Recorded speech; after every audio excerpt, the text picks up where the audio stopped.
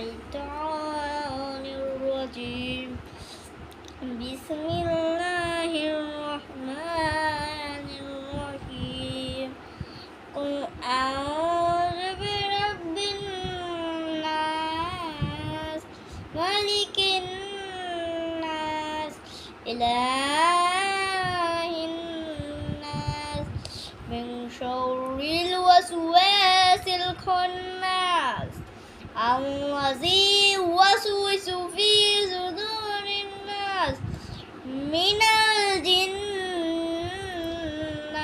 والناس।